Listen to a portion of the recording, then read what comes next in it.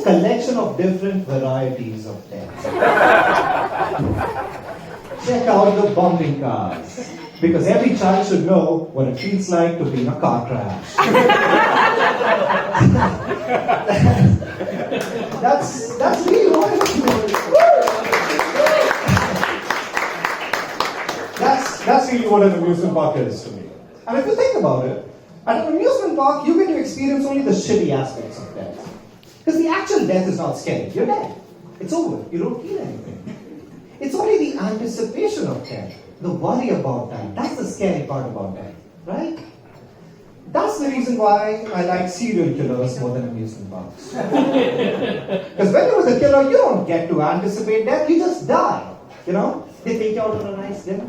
They compliment your looks. When you're sitting with them in the car, they take the effort to hide their ropes and the guns and the knives and whatnot. They take the effort, just so you don't see what's coming. They're not like amusement parks trying to make you go through the pain of anticipating death. They care about your experience. And before you know it, there are parts of you lying in a fridge somewhere. That's the perfect death. I'm sorry. Sorry about that. I'm sorry. I'm only saying these things because I'm really traumatized by amusement parks. As must be pretty obvious by now.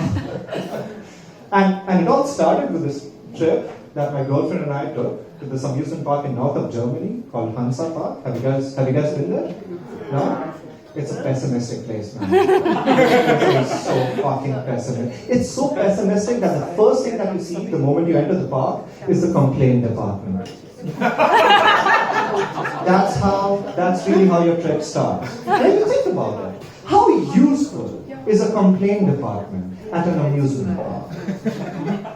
Because if it comes down to complaining about ride safety, you're probably not going to live to tell that tale. Oh, the support bar in my roller coaster came off and now I don't have my legs, so I give you 2 out of 5 stars. Doesn't make any sense. Anyway, so my girlfriend and I, we went in and she started going on all these rides. Not me, because that's not the type of guy I am. I'm more of a let me hold your purse type of guy.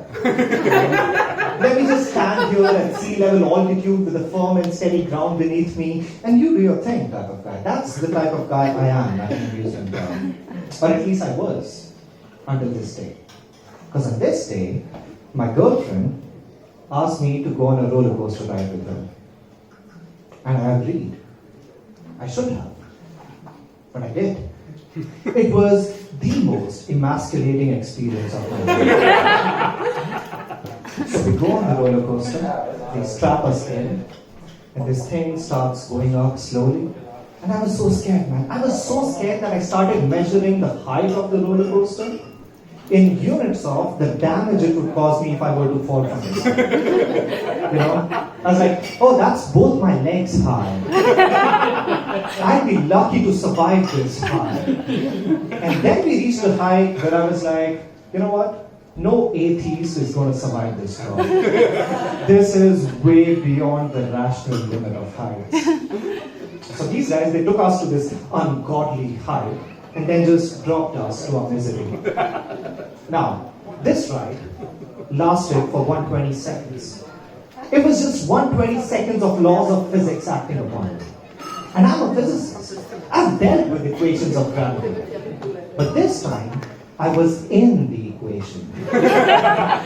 I was the body of mass m. I was the one who falls.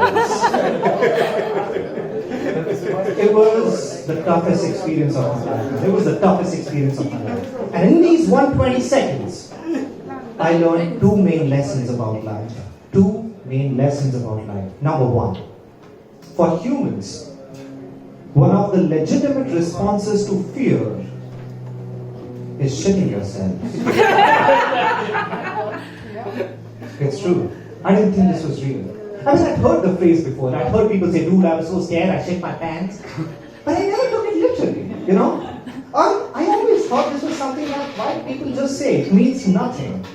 But when I was on that ride, there was actual shit coming out of my anus. True story. I'm not kidding. By the way, do you guys know why we shit ourselves when we're scared? You do? Let me tell you. Because you should always believe a comedian when he tells you scientific evidence, right? It's actually an evolutionary mechanism to drive away predators. Yeah, apparently, when a predator approaches us, we release smelly shit and appear all disgusting and hope that the predator values hygiene over hunger. That's what this is. That's really what this is. So what this means is, even though my brain understood the concept of an amusement park, but the rest of my body was thinking, if I shit enough, I could probably stop this heavy machinery. I am evolutionarily not capable of going to an amusement park. That's the first lesson I learned that day. The second and the most important lesson that I learned in those 120 seconds was that amusement parks take a picture of yours during the ride. So now I'm a proud owner of a picture of me crying with shit in my pants and my girlfriend staring at my crotch with disgust. Thank you. You've been a great audience.